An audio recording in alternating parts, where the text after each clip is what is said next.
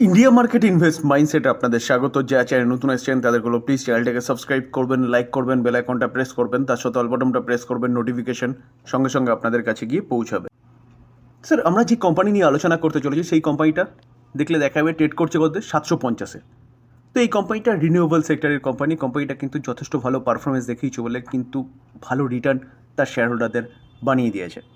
তো এই কোম্পানিটাকে নিয়ে কিন্তু একটা ভালো ব্রেকিং নিউজ পাওয়া যাচ্ছে। ব্রেকিং নিউজ যাওয়ার আগে দেখে নেব কোম্পানিটার রিটার্ন কীরকম বানিয়ে দিয়েছে।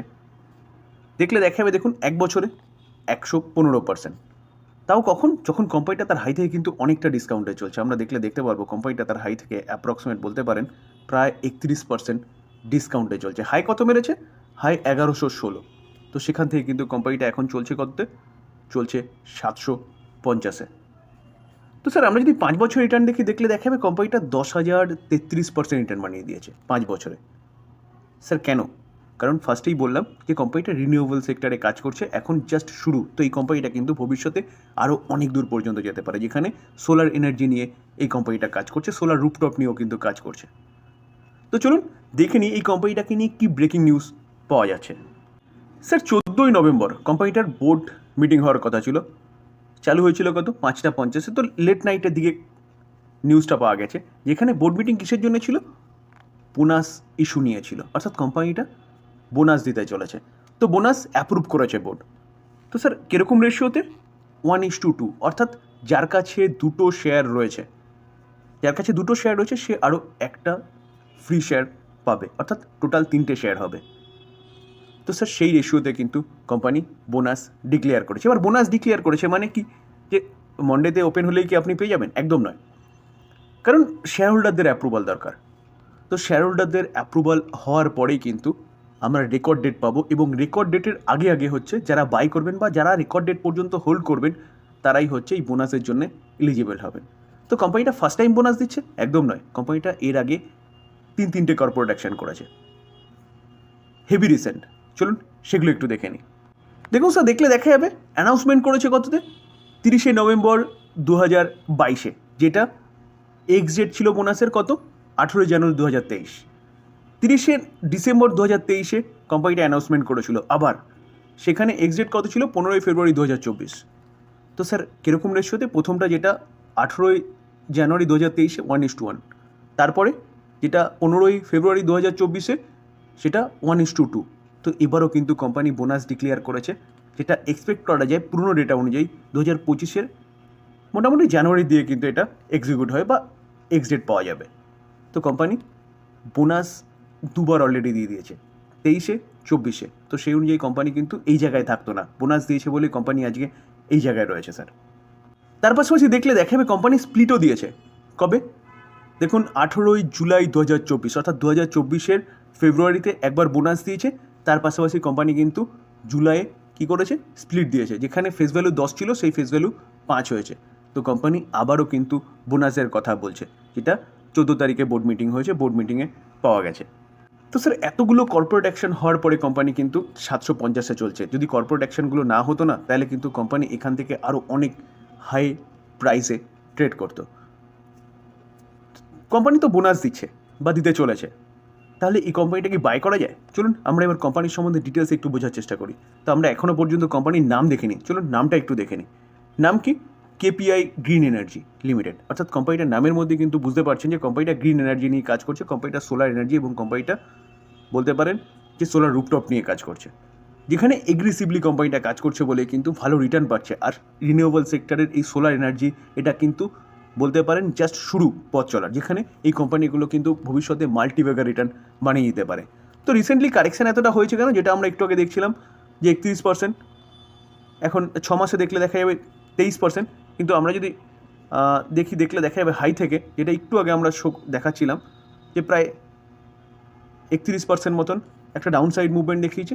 দেখুন স্যার, কোম্পানি এতটা রিটার্ন দিয়েছে 5 বছরে, তো কিছুটা তো কারেকশান হবেই। এবং তার পাশাপাশি বলতে পারেন যে এখনের যে কারেকশান নিফটি, এই কারেকশানটাও কিন্তু এই কোম্পানিটাকে ইম্প্যাক্ট করেছে। তো সেই জায়গায় দাঁড়িয়ে স্যার পড়ার পিছনে কারণ কিন্তু কোম্পানিটার বিজনেস নয়, বলতে পারেন টোটালি প্রফিট বুকিং। তো চলুন এবার আমরা কোম্পানির ফান্ডামেন্টালটা দেখে নিই। আমরা যদি কোম্পানির রিজার্ভ দেখলে দেখা যাবে দেখুন 5 বছর আগে কত 79, সেটা 102, 137টা কোথায় এসছে 192, 687। রিজার্ভ কন্টিনিউয়াসলি বাড়ছে। আমরা যদি কোম্পানিটার লং টার্ম বোরোয়িং দেখলে দেখা যাবে কোম্পানির লং টার্ম বোরোয়িং 377 কারোর রয়েছে, অর্থাৎ কোম্পানির কাছে কিন্তু বোরোয়িং আছে। আমরা যদি শর্ট টার্ম বোরোয়িং দেখলে দেখা যাবে 406 কারোর মতন শর্ট টার্ম বোরোয়িং আছে কোম্পানির কাছে। লং টার্ম বোরোয়িং যেটা আছে সেটা নিয়ে চিন্তাভাবনা করার বিষয়, শর্ট টার্ম বোরোয়িং নিয়ে অতটা ভাবার কিছু নেই, কারণ শর্ট টার্ম বোরোয়িং 1 বছরের জন্যই থাকে, তার জন্য কিন্তু শর্ট টার্ম নাম রাখা হয়েছে। আর স্যার লং টার্ম বোরোয়িং যেটা রয়েছে সেটা কিন্তু রিজার্ভের থেকে অনেকটা কম রয়েছে, এটা মাথায় রাখবেন। তো বোরোয়িং কেন নিচ্ছে কোম্পানি? অবভিয়াসলি কোম্পানি তার বিজনেসটাকে এক্সপ্যান্ড করার চেষ্টা করছে, যেখানে ভবিষ্যতে কিন্তু কোম্পানির বিজনেস বাড়লে কোম্পানির রেভিনিউ বাড়বে, আর রেভিনিউ বাড়লে কোম্পানির ইনকাম বাড়বে, তার জন্যই কিন্তু কোম্পানি বোরোয়িং নিচ্ছে। আমরা যদি ক্যাশ অ্যান্ড ক্যাশ ইকুইভ্যালেন্ট দেখলে দেখা যাবে কোম্পানির কাছে ক্যাশও রয়েছে কত 125 করোড় মতন ক্যাশ রয়েছে, তো ব্যালেন্স শিট ঠিকঠাক আছে বলতে পারেন। আমরা যদি রেভিনিউ দেখলে দেখা যাবে 59, সেটা 103, 103টা 220, 220টা কোথায় এসছে 490, 490 থেকে 729। তো কোম্পানির রেভিনিউ কন্টিনিউয়াসলি বাড়ছে, শুধু বাড়ছে না স্যার, লাফি বাড়ছে। যখন 5 বছর আগে অনলি ফর 59, সেই কোম্পানির রেভিনিউ দাঁড়িয়েছে কত 729। তাহলে কোম্পানির যদি বিজনেস এতটা বাড়ে তাহলে কোম্পানির শেয়ার কেন বাড়বে না? আমরা যদি কোম্পানির প্রফিট দেখলে দেখা যাবে দেখুন 6.5 কারোর, সেটা 22 কারোর, সেটা 44 কারোর, 44 কারোর থেকে 78, 103।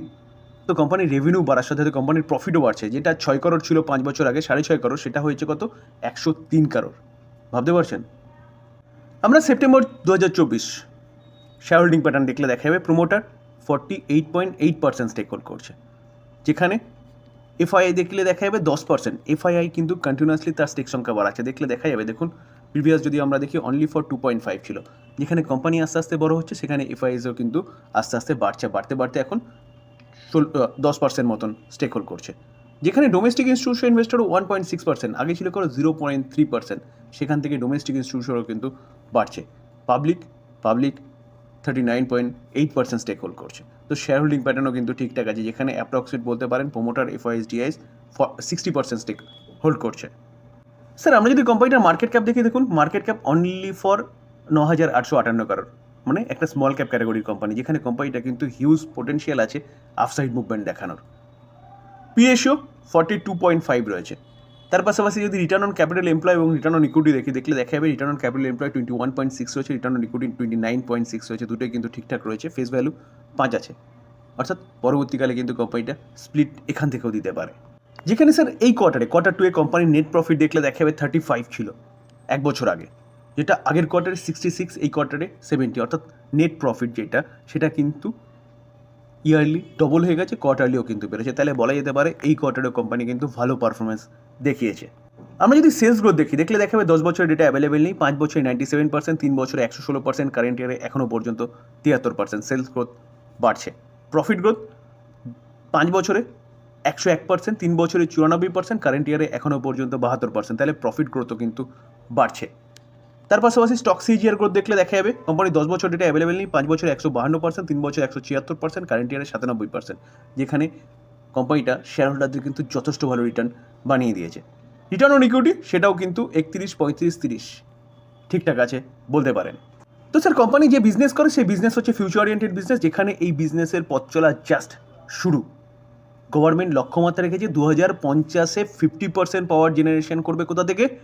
রিনিউয়েবল সেক্টর থেকে।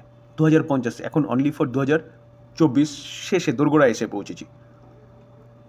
তো স্যার এখনও বলতে পারেন যে 25 বছর যদি এই কোম্পানিটা কাজ করে তাহলে কোথায় গিয়ে পৌঁছাবে ভাবতে পারছেন? তো স্যার আমি বলছি না যে 25 বছর পর্যন্ত হোল্ড করুন, জাস্ট আলোচনা করছি। তো তার পাশাপাশি আমরা ফান্ডামেন্টাল দেখলাম কোম্পানি কিন্তু যথেষ্ট ভালো পারফরমেন্স দেখাচ্ছে, যেখানে কোম্পানিটা আবারও বোনাস দিতে চলেছে 1:2 রেশিওতে। তো এই কোম্পানিটা নিয়ে কিন্তু আপনি চিন্তাভাবনা করতে পারেন, এখান থেকে এই কোম্পানিটা কিন্তু মাল্টিভাগার রিটার্ন বানিয়ে দিতে পারে, যেটা অলরেডি কোম্পানিটা বানিয়ে দিয়েছে। ডিসক্লেমার দিয়ে রাখি, কোনো বাই রেকমেন্ডেশন নয়, ভালো কোম্পানি নিউজ পাওয়া যাচ্ছে সেটা নিয়ে আলোচনা করলাম, কোম্পানিটা নিয়ে অ্যানালাইসিস করার চেষ্টা করলাম, টোটালি লার্নিং পারপাস। বাই করবেন নিজে অ্যানালাইসিস করবেন বা আপনি আপনার ফাইন্যান্সিয়াল অ্যাডভাইজারের সাথে কথা বলে নিয়ে তারপর বাই করবেন। আলোচনা এই পর্যন্ত। যদি ভালো লাগে, যা চ্যানেল নতুন এসেছেন তাদের প্লিজ চ্যানেলটাকে সাবস্ক্রাইব করবেন, লাইক করবেন, বেল আইকনটা প্রেস করবেন, তার সাথে অল বাটনটা প্রেস করবেন, নোটিফিকেশন সঙ্গে সঙ্গে আপনাদের কাছে গিয়ে পৌঁছাবে। থ্যাংক ইউ, ভালো থাকবেন।